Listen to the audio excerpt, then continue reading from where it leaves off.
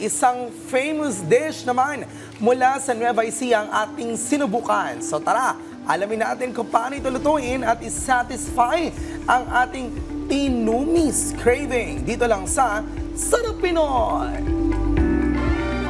Sa bawat putahe sa ating bansa, tsak na may nakaangkla dito na malalim na kasaysayan at kultura. Isang magandang halimbawa nito ay ang tinumis, isang tanyag at popular na pagkain sa Nueva Ecija at sa mga karatig nitong lugar. Ito ay ang kanilang orihinal na bersyon ng dinuguan.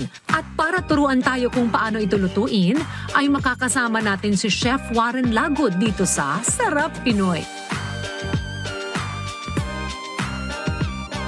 Simulan natin magluto ng tinomis. Hinayin natin ng mantika. Ito ay pinagprituan ng baboy. Sunod na natin yung luya. At syempre hahaluin lang ito para manuot ang lasa ng luya. Then next naman natin is onion.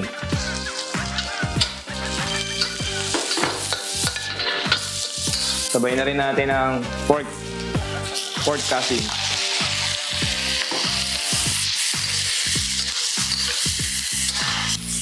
Isa natin siya hanggang sa lumambot siya. Then lagyan natin ng timpla. Patis muna. So ito yung patis.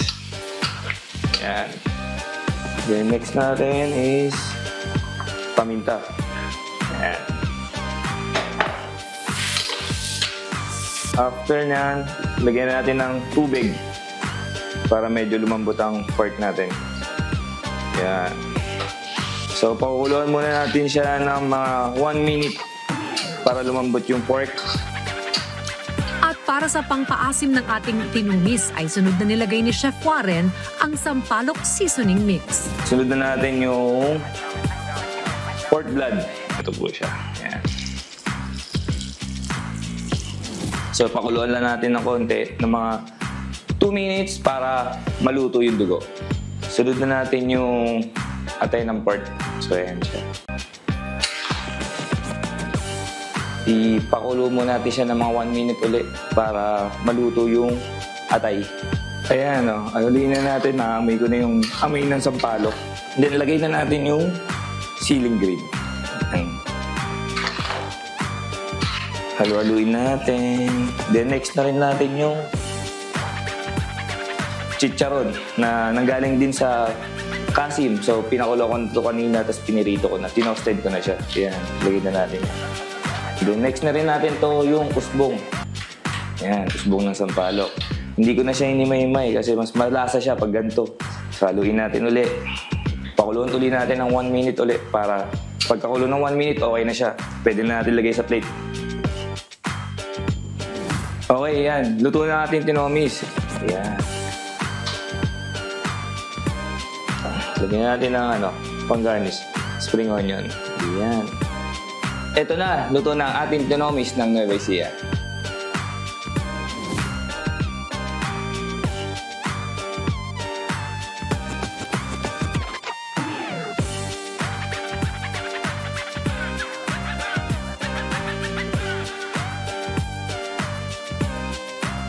At yan ang appetizing dish na tinumis. Talagang sa bawat tikim ay malalasap mo ang kakaibang linamnam na dala nito dahil ang bawat sangkap ng tinumis ay may sariling kahulugan at nagbibigay ng natatanging lasa na sumasalamin sa kasaysayan ng ating bansa.